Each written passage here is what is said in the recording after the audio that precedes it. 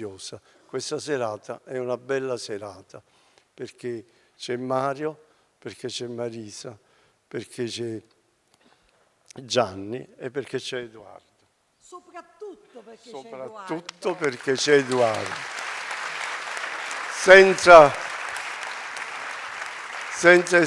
esagerare nel piacere di passare un testimone, ma per la gioia di avere Edoardo Scarpetta con noi. Io gli voglio molto bene da molti anni e ho avuto il piacere che questo affetto è diventato sorprendente piacere di spettatore. Non è una cosa da poco. Grazie a Mario Scarpetta e a voi tutti.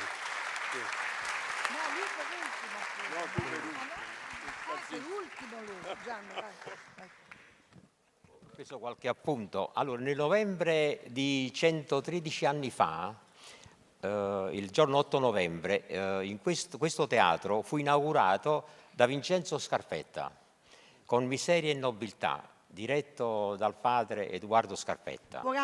E ho visto che mi sono emozionata, ma non solo perché in quelle fotografie c'è Mario, che naturalmente amiamo molto tutti noi che stiamo qui, ma anche perché ho rivisto attori straordinari con cui ho avuto a che fare nella mia gioventù, attori preziosissimi. Noi abbiamo a Napoli... Grazie per essere qui. Io, al di là dei ricordi che ho di papà di quando ero piccolo, che andavamo a Procida con mamma, il free rosso, il motorino, le figurine panini, eccetera, eccetera, una cosa che credo, mi pare di aver capito che sia in questo libro, delle cose curiose, delle coincidenze forse preoccupanti, per esempio che...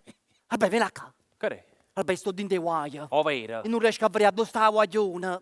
Ho fatto, e carinda sti 10 giorni, io non l'ho già vista assai. La prima volta ci siamo iscritti, l'ultima volta ci siamo salutati a lontana, e mo non tanto mi ricordo. Ma come non tanto mi ricordi, Carluccio? Voi state per da parole e non vi siete parlate, che ne sa, ci accordate. Ma che ne saccia? Capite, Bellilla?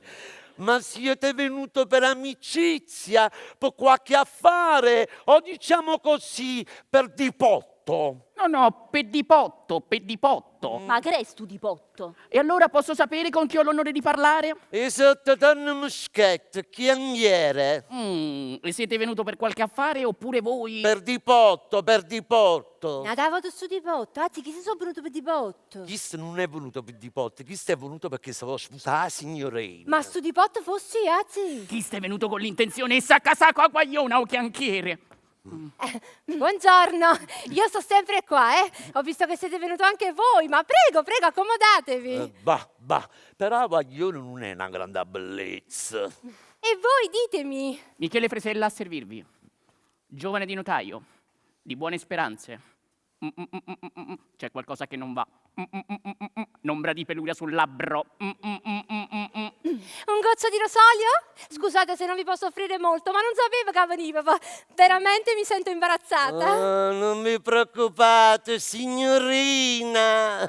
Noi siamo contenti di qualsiasi maniera, con o senza rosolio. Basta che si stoppa che insogna.